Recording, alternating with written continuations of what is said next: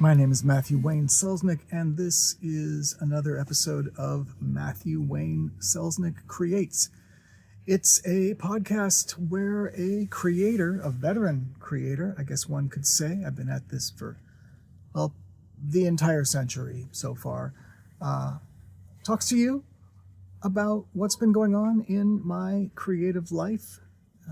I try to come at things from the spirit of an experienced beginner, right? And hope that my experiences have some sort of value for you.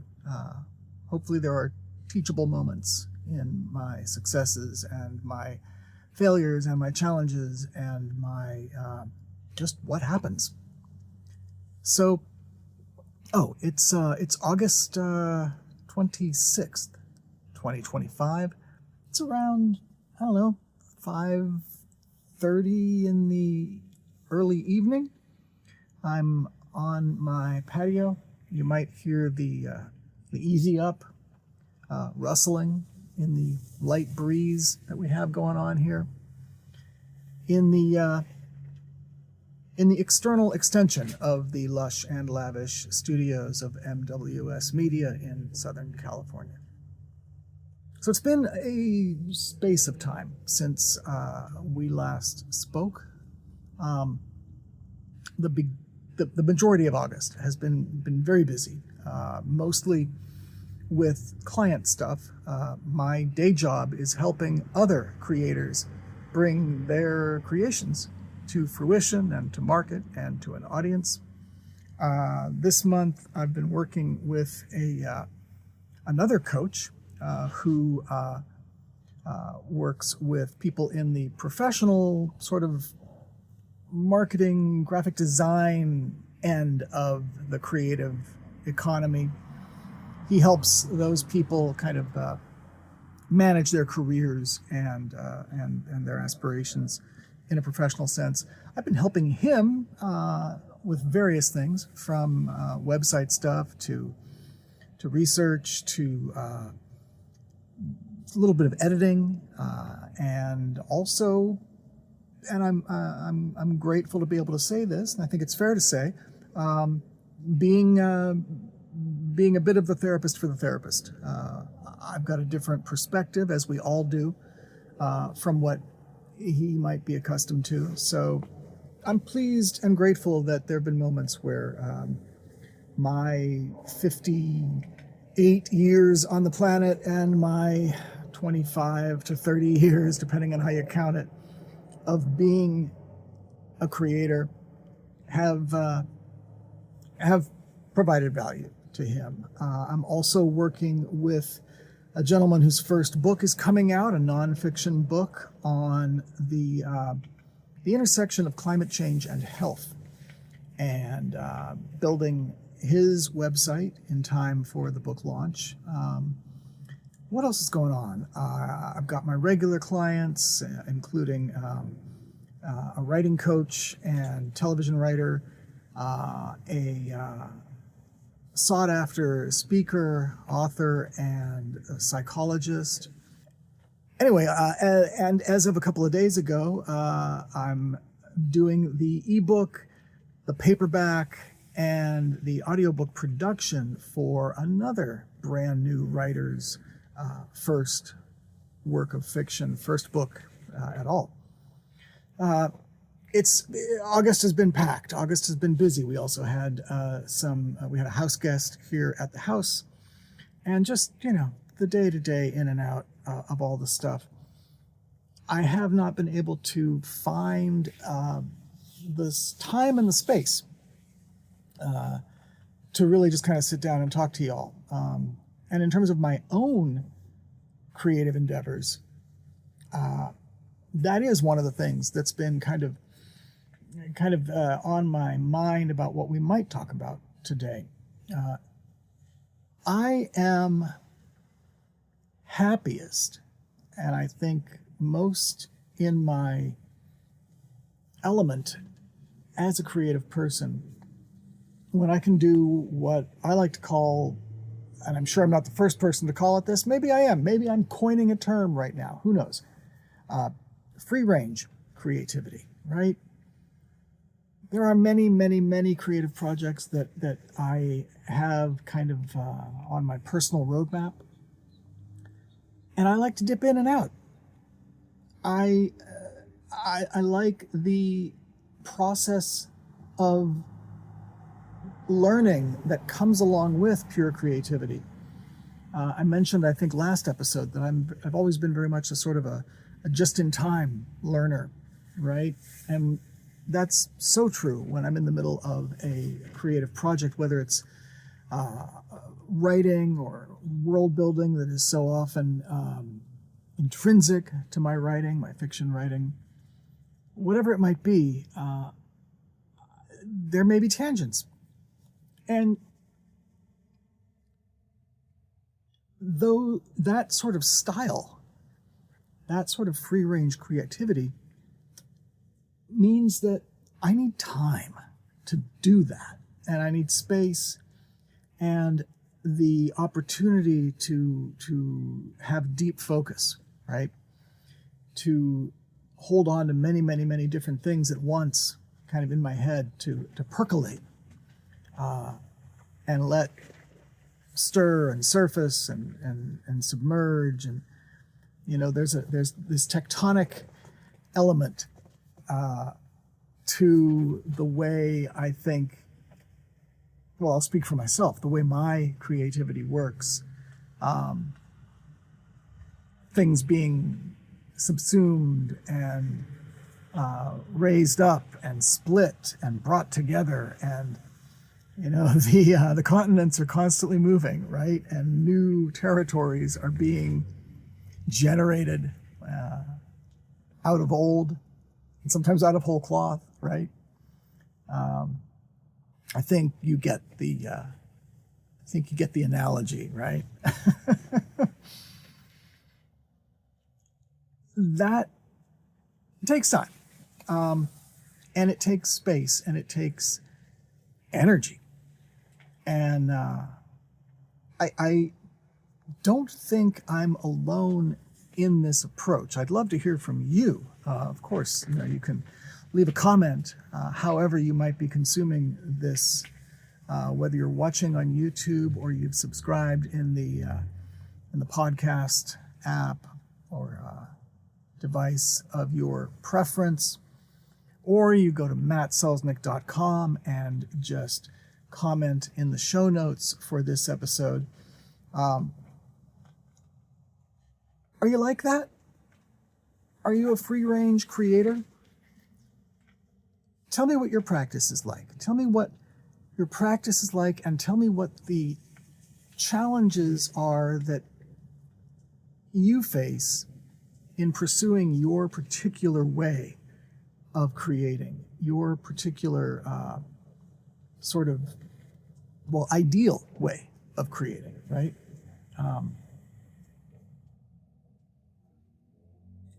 I guess it's a kind of like tinkering, right? It's kind of a form of tinkering.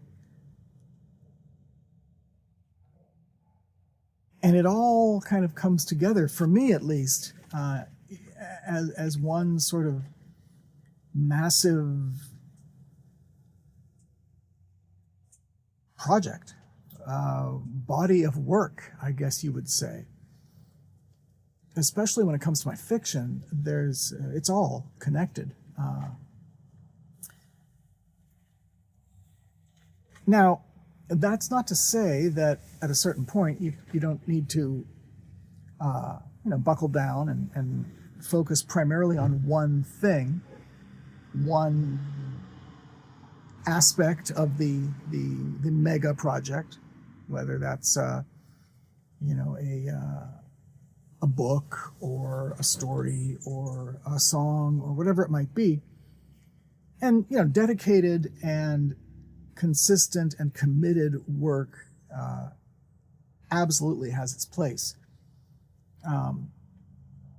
But I gotta have room to play around too. I gotta have room to explore the side paths and to kind of wade around in the tide pools, not just sail the big tall ship. The only other thing I'll say is about that in particular. I really would appreciate your comments, because I would like to gauge how many people out there who experience the Matthew Wayne Selznick Creates podcast, how many people are similar. Because I think I have an inkling of an idea instinctually that I'm not alone in this. And thinking that I'm not alone in this, I would like to create something that offers some help for people who are free-range creators. But before I put too much effort into that, I'd like to know that my instinct, that my gut feeling is correct, and that you are out there, and that you have specific challenges related to practicing free-range creativity. So reach out, if you are, as most people do, if you are consuming this podcast in a podcast app, the show notes with all the links are right there on your app. If you're watching on YouTube, of course, the comment box is right there below the video.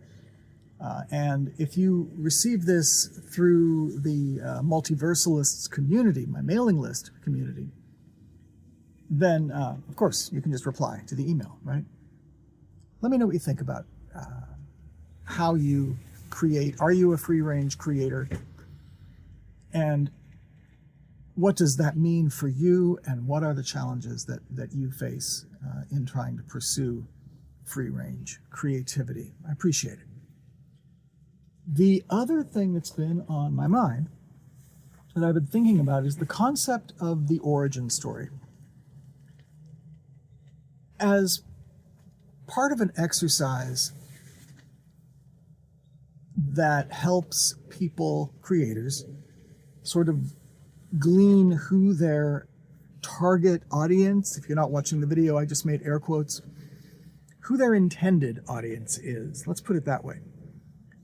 As part of an exercise to determine that, and also to sort of define how one communicates one's intention to that audience, it's often recommended to come up with, and I don't mean invent, but articulate and quantify one's origin story. How did one get to the point where one created the thing that one wants other people to consume, to buy, to listen to read, whatever it might be?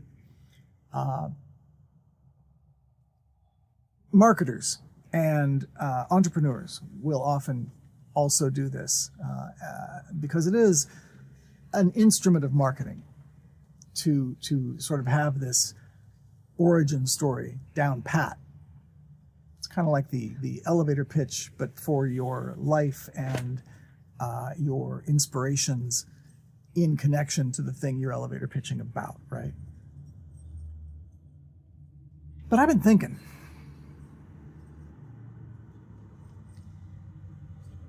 about my own life, my own creative history.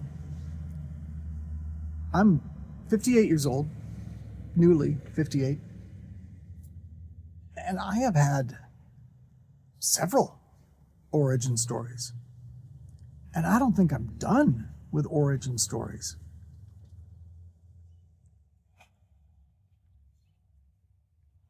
And again, I don't think I'm alone in that.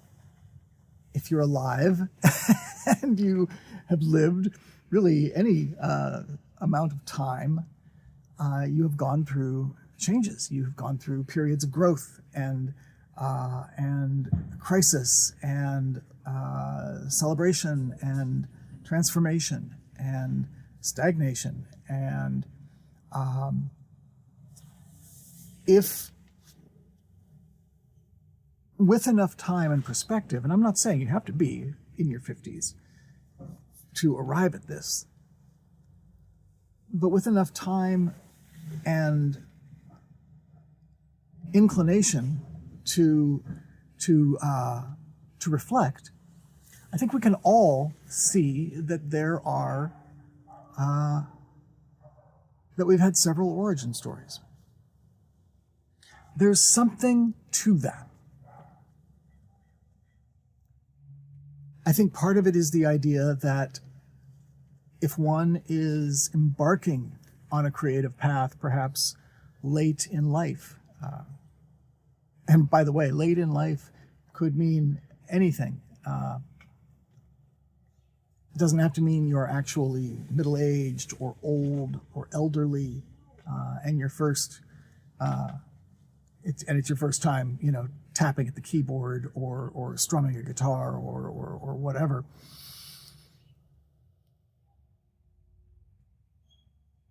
I've heard people in their late 20s and 30s talk about how it's too late for them to do this or that or the other thing. And I call shenanigans on that, of course. But my point is, I think the idea of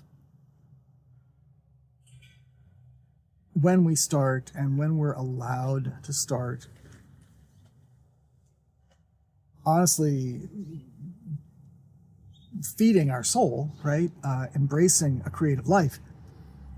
I think the idea of that, it's not a number so much as a mindset or a matter of conditioning, perhaps. And so the concept that we might have multiple origin stories, or one could say maybe the realization that we all have multiple origin stories, I think, and I'm talking to you really just to kind of suss this out for myself, I think that if we embrace that idea, if we recognize that, if we figure out what our origin stories have been and what those chapters of our lives have brought, then that can be encouraging. That can be inspiring and incentivizing for folks who maybe feel like it's either too late to begin or they have to wait to begin to create. I'm mulling this over.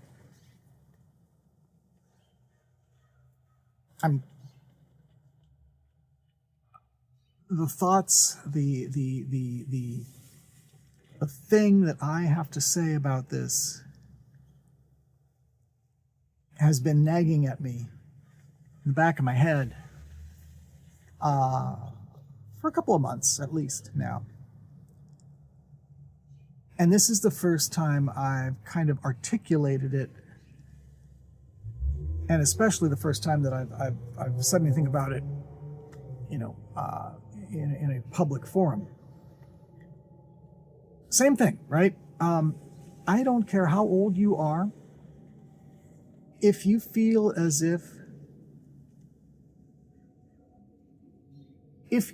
you can look at your life and say, this is my origin story as a creator. This is the reason I create, or this is how I came to be driven to create this particular thing, right? A few months back, I helped a first-time author, a memoirist, bring, I won't say their life story, to fruition as a book, because they're not, their life's not over. A big chapter of their life, several big chapters of their life. Certainly their origin story of one aspect of their life. That's not going to be their only origin story. So, as with the other question about free-range creativity, I'd like to know, what are your origin stories? Have you ever articulated them? Have you ever looked into your own sort of psychological and chronological makeup and thought, yeah, this is why I do this thing. This is why I am a creator, an author, a painter, a musician, whatever it might be. What is that story? Are there other stories beyond that original origin story that also factor into your creativity? Are you in the middle of an origin story right now for a new chapter? And what's that going to mean for your ongoing creativity? Is it scary? Most moments in our life that prove to be transformative are not easy. What's going on? And I guess also, have you ever thought of it in these terms? And just what do you think?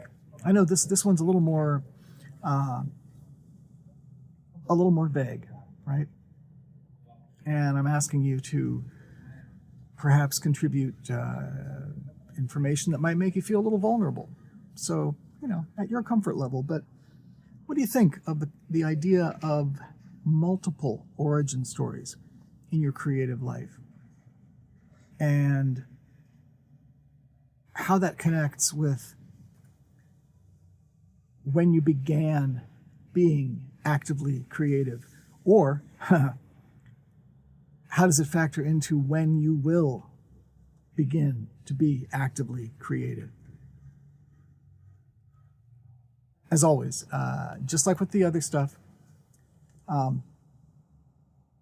you can find links to comment in the show notes for this show, which you can see at mattselznick.com, mattselznick.com. You can see those show notes in the podcast app that you use to listen to and consume this show. You can see those show notes at mattselznick.com. You will receive those show notes if you're on the mailing list, and you can see ways to do that in the show notes and at mattselznick.com. And of course, if you're watching this on YouTube, then you can simply comment like you do on the YouTube. While we're thinking about it, however you consume this show, if you could like and subscribe, right? That is those are the two things that are universal, whether it's YouTube or an audio podcast. Especially subscribing. Subscribe to the channel, subscribe to the podcast. Of course, it's free. Leave your comments. And, depending on the platform, press that like button. But really, subscriptions, you following this show, you opting into receiving this new episodes of Matthew Wayne Selznick Creates whenever it appears in your podcast app or on YouTube in your subscription notifications. That really helps. It helps me know how many of you are out there, of course, but also it helps bring up the show in terms of how well it's noticed on the various platforms. Oh, did I mention this? I'm a little distracted because there's stuff going on in the neighborhood here, but also, of course, you can always simply reach out to me with your thoughts by emailing me at matt@mattselznick.com, matt@mattselznick.com. Those are the things that are on my mind. Those are the things that have been that haven't been out of my mind. And so that's always a signal, right? That these are things that should be pursued a little bit. But I have been doing more than just thinking about creativity in the month of August. I mostly in the evenings, using the last little bit of energy and mental capacity that I might have at the end of the day, I've been working on what I perhaps self-servingly call the Selznick Universal Storyworld system, which is in turn part of the Selznick Universal Storyworld engine or environment. Could stand for either one. The first one, SUSS or SUS, is a framework for quantifying different elements in your fictional story worlds. People, places, things, animals, robots, monsters, characters, of course, whatever. It's going to depend on what your story is. But sort of one system of accounting, if you will, to relatively rate and compare each thing. Which is also a way to build up your story world Bible,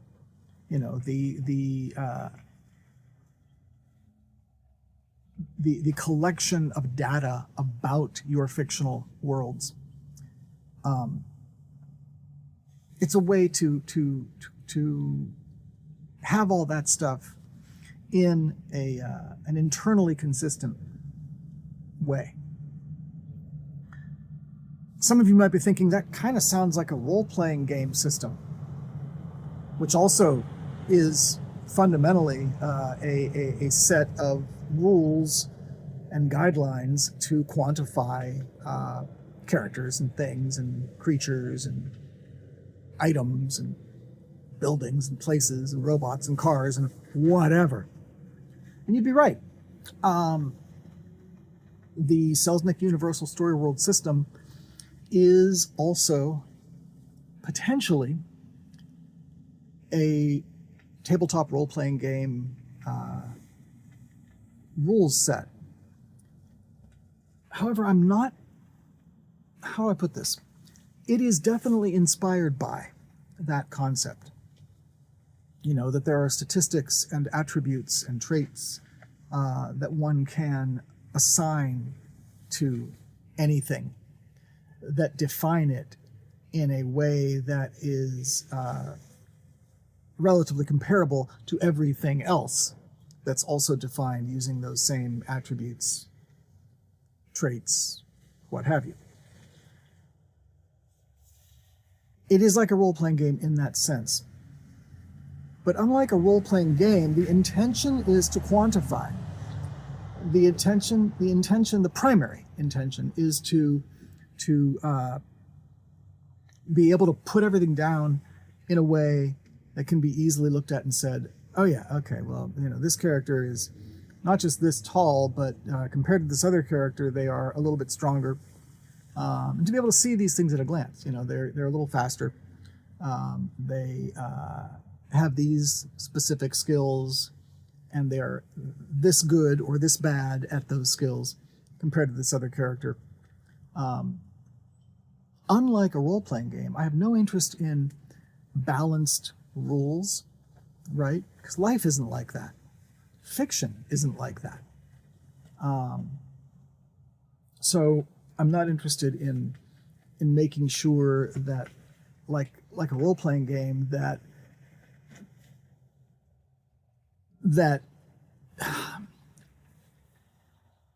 there's, and how do I explain this, especially to folks who don't really play or have ever played tabletop role-playing games, which, by the way, again, I should mention, if you have not, I'm talking about things like Dungeons & Dragons, where folks sit around and basically tell an interactive story guided by the game master, sort of the referee, and constrained by the rules of the system that everybody's agreed they're playing with.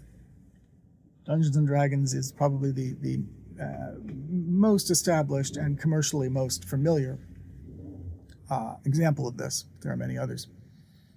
These games are designed to be fair, right? Things might not always go the player's way. The players portray characters in these interactive stories. But the rules of these games are usually designed in such a way that you gotta be pretty irresponsible and stupid and exceptionally unlucky for things to go catastrophically bad. Because the idea is to have fun. The idea is to play a game, to not have just horrible things happen to the character that you represent in the game.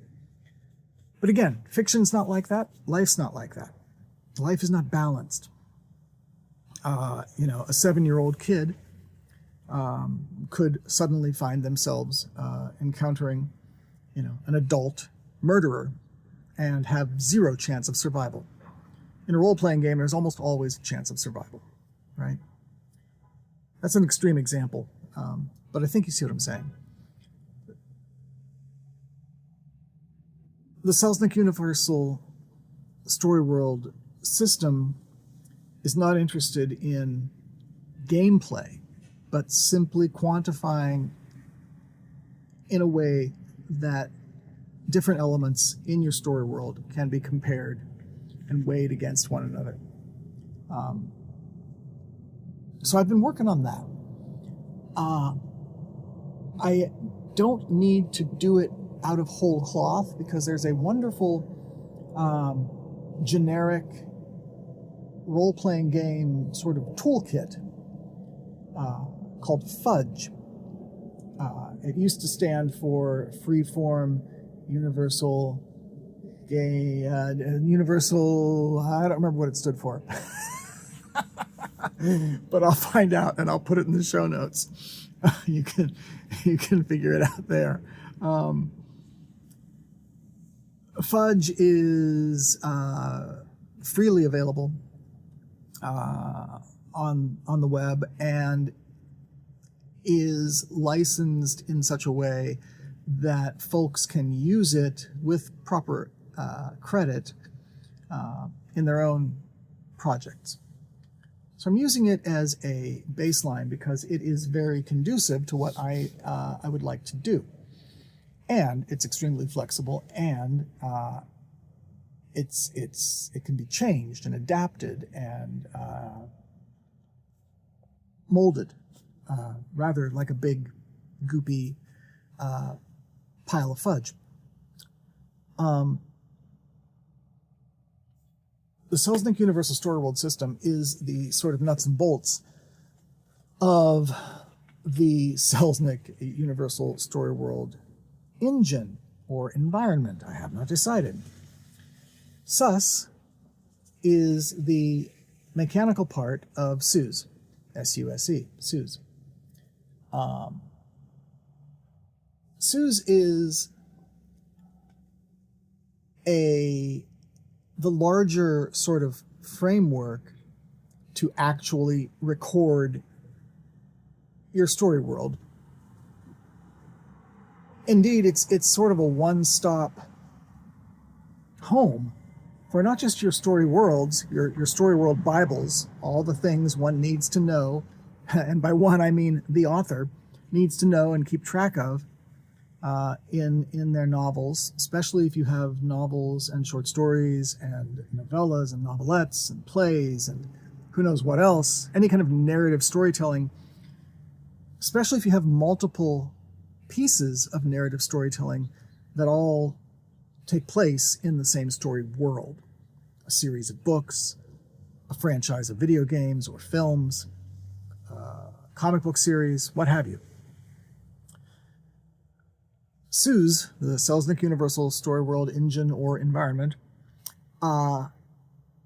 is that place, kind of a combination of a database and a wiki and a documents folder, right? A documents repository, where you not only have all the information about your story worlds, you also have all the information, including the story itself, about the story. The outline, the character sheets, the character outlines, the notes on setting, research materials, all of that. If you are an author or a writer, especially one who writes fiction, you may be thinking, this sounds a kind of a lot like Scrivener. Well, yes and no. In fact, my desire to create this thing came from a dissatisfaction with products like Scrivener. The biggest two sort of benefits to what I'm building that I can think of is, number one, everything is essentially plain text. There's no proprietary formats. There's no, you don't, I mean, you will use a particular program to access and create all this stuff, but you could also access any of it in a plain text editor, which makes it all future-proof. Since it's all plain text, it's also infinitely searchable and self-referential, much like a wiki, right? So documents can refer to one another. Indeed, even sections of documents can refer to other documents or other sections. So imagine having your manuscript, and as often as you want, when a character's name appears in the manuscript, it can be a link that takes you to their character information. You could have different character sheets, let's call them, for different books that character appears in, because, again, just like life, they're not exactly the same from book to book. They have multiple origin stories. You like how I brought that back? That's the callback, they call that. Anyway, I've been talking about this for probably a couple of years now. And I had a couple false starts creating it, but it's the thing that I've been most actively sort of tinkering on in those stolen moments when I'm able to. And as often happens with me, it takes a couple false starts and it takes extensive tinkering to kind of get to the point where, all right, I think I know what's going on here. I think I know what I'm doing. I think I know what I don't want to do. I think I know what might work. I definitely know what's not working. I need to suss it out, right? So that's what I've been doing. It's been very satisfying because, in a way, it is that free-range creativity that I so crave. And I've been grabbing it where I can and how I can, because that's what you got to do. All right. 40 minutes. I really was going to try to keep this under half an hour, but we covered 3 different things. I do hope that you will bring me your feedback on whether you are a free-range creator, and if you are, what that means to you, and what are the challenges that entails for you. How do you struggle with that? And the idea of multiple origin stories and how those manifest in our creativity, in our lives, in our creative lives. I'd love to hear your thoughts. The easiest thing to do is just